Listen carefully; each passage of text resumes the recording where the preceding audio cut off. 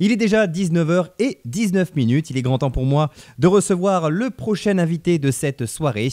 Et j'ai désormais le plaisir d'accueillir Norberto. Il va nous parler de la brigade du lunetier. Bonsoir Norberto. Bonsoir. On est ravis de vous avoir avec nous sur Variance FM, c'est un plaisir. Pareillement. Un plaisir mutuel.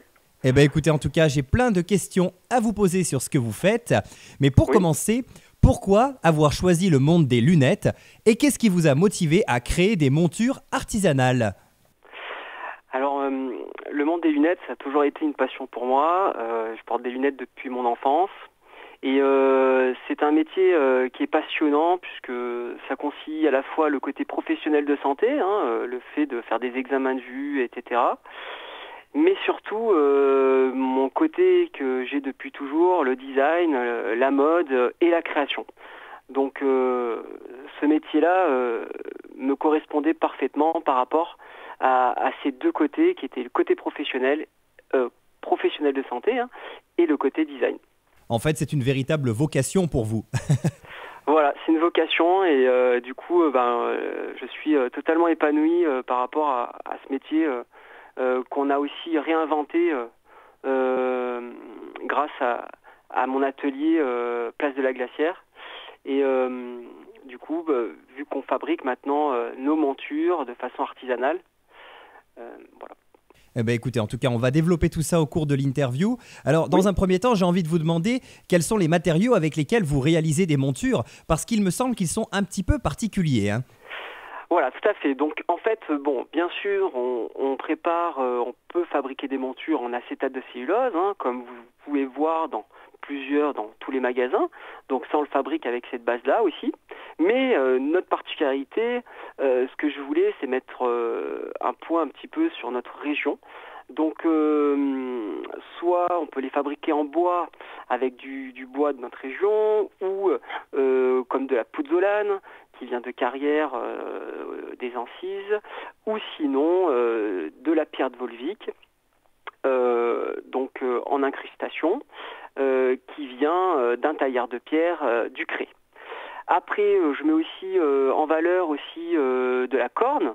Donc, on travaille beaucoup la corne de buffle, qui est quand même une corne qui est vraiment très luxueuse et très rare. On est très peu à fabriquer ça en France, des montures en corne de buffle. Et aussi, on essaie tout doucement de fabriquer en corne d'aubrac, mais la corne est un petit peu plus fragile. Donc, on est encore en prototypage, on va dire, sur la corne d'aubrac. Voilà. Et l'un des matériaux les plus originaux que vous utilisez, c'est tout de même le pneu, j'ai envie de dire. Ah oui, alors bien sûr, le pneu, évidemment, j'allais vous le dire. Donc du coup, le pneu, en fait, je voulais mettre aussi pareil. Je me dis, ma famille mon père a travaillé à Michelin, mon grand-père a aussi travaillé à Michelin. Donc je voulais mettre un petit peu un point d'honneur sur ça. Et du coup, j'ai dit comment on peut incruster Et donc on n'a pas incrusté, on a carrément créé une matière. Donc c'est de l'acétate de cellulose et aussi 30%, c'est le maximum qu'on puisse, je pourrais pas trop en dire, mais 30% de caoutchouc recyclé d'un pneu usiné, c'est à l'intérieur, il y a du caoutchouc. Et en fait, on va recycler ce caoutchouc pour l'introduire dans le matériau de la lunette. Donc vous avez une monture en pneu Michelin recyclé. Eh ben, j'ai envie de dire que ça a le mérite d'être totalement original pour le coup. Oui. On ne voit pas ça ailleurs, ça c'est sûr. Et alors, est-ce que vous pouvez utiliser n'importe quelle matière pour créer des montures ou est-ce qu'il y a tout de même des critères de sélection ? Oui, alors la sélection la plus importante pour la peau, c'est l'anallergie. Donc il faut que ça soit un produit qui soit analergique. Donc c'est pour ça qu'on n'a pas utilisé le pneu. Le pneu, c'est quand même assez toxique. Donc on a utilisé le caoutchouc, qui est déjà beaucoup plus naturel, et il faut que ça soit analergique. C'est la condition. Après, il y a la durabilité. Il faut que ça soit solide. Ça, c'est très important. Donc après, on peut travailler avec un ingénieur, par exemple, qui nous calcule la durabilité du matériau, parce qu'il faut que ça soit résistant pour que le client soit satisfait tout de même. Voilà. Et oui, évidemment. Et alors, quelles sont les étapes qui précèdent l'élaboration d'une monture ? J'imagine qu'il y a toute une étape de dessin, notamment. Alors voilà, là c'est le côté créatif. Donc On est en prototypage, donc on part d'une page blanche, donc on dessine, voilà l'idée qu'on a en tête, plusieurs dessins, et après tout doucement vient une monture qu'on aime bien, un dessin qu'on aime bien, et après on va créer un prototype. Donc ça peut être en papier, en carton, pour déjà créer un volume, pour voir ce que ça donne en vrai après le dessin. Et après on commence à créer donc la fameuse monture. Voilà. Et alors j'imagine qu'entre le dessin et la réalité, on a parfois des surprises, bonnes comme mauvaises. Oui, on a souvent des surprises, on peut avoir des surprises, et souvent des bonnes par contre. Voilà. C'est vrai que l'avantage de la lunetterie, c'est qu'on peut avoir plein d'idées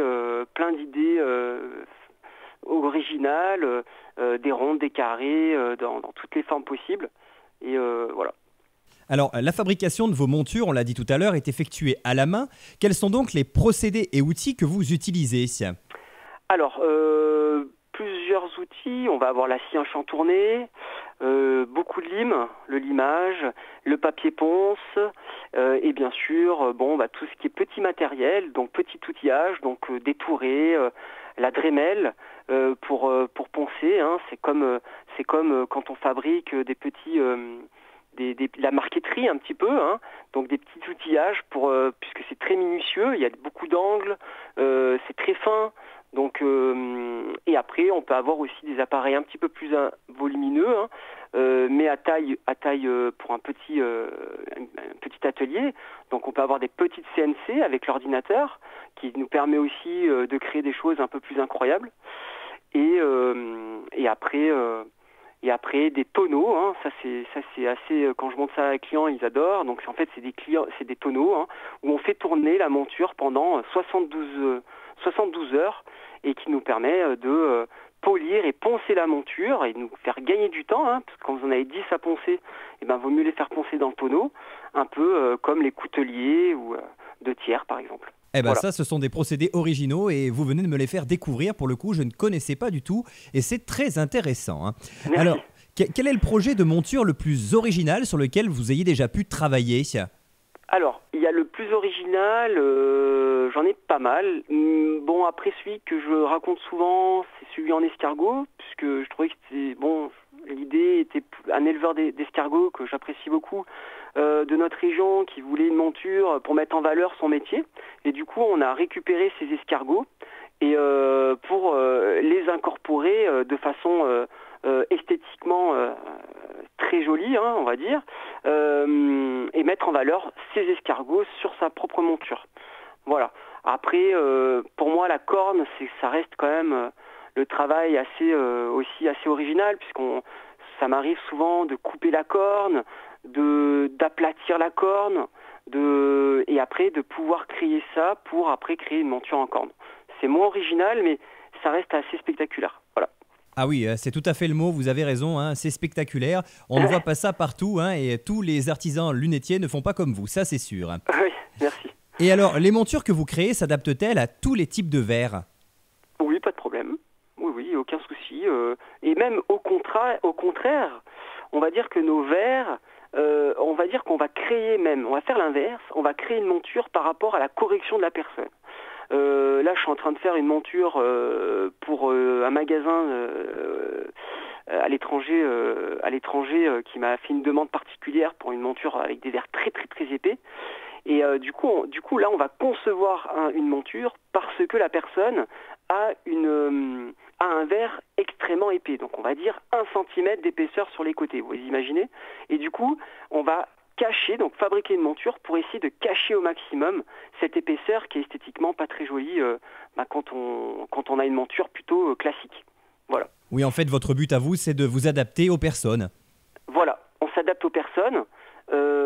On s'adapte à nos demandes, aux demandes des personnes et à la correction aussi des personnes, ce qu'ils ont comme compensation, comme ordonnance, et voilà. Et est-ce qu'il vous arrive également de travailler avec d'autres artisans ou artistes lors de l'élaboration de certaines montures ? Effectivement, donc on a travaillé avec des artistes. Alors des artisans, oui, j'ai Xavier Contenson, là, ça fait longtemps que je l'ai pas vu, mais en fait, on a travaillé longtemps. On a essayé de fabriquer une monture en pierre de Volvic. Donc il l'a sculpté avec nous. Là, on va travailler avec une joaillière. J'aimerais bien pour mettre, on va essayer de mettre un petit peu des pierres précieuses ou des choses comme ça. Et après, des artistes prochainement, sans doute, mais je pourrais pas trop en dire tout de suite. Mais voilà, avec des artistes, oui, pour faire des mini collections, pour donner leur patte un petit peu, leur style, c'est possible. Voilà. Vous avez raison, gardons une part de surprise. Oui. Et puis, nos auditeurs vous suivront sur vos réseaux et découvriront tout ça au fil du temps. Merci. Et alors, du coup, vous fabriquez des montures, mais qu'en est-il des étuis? Est-ce qu'il vous arrive d'en proposer également? Alors, on propose des étuis à nous qui sont fabriqués en usine. Bon, ça, c'est pour les étuis classiques. Mais par contre, on propose aussi des étuis en cuir fabriqués à tiers dans une petite entreprise spécialisée d'artisans. Hein. Donc, on travaille aussi avec des artisans, vous voyez, qui fabriquent les étuis. Et pour l'instant, manque de temps, on aimerait bien fabriquer nos étuis, même si bientôt, je pense qu'on pourra le faire. Mais pour l'instant, on ne fabrique pas proprement nos étuis. Voilà, on les fait fabriquer dans notre région.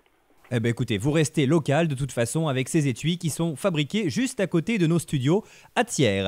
Voilà. Eh bien écoutez, on va devoir se quitter très bientôt Norberto, mais avant de vous laisser, j'ai tout de même une dernière question à vous poser. Oui. Où peut-on vous retrouver? Est-ce que vous avez éventuellement une page Facebook, un site internet, peut-être même des lieux dans lesquels on peut directement venir vous rencontrer pour échanger sur un projet de monture?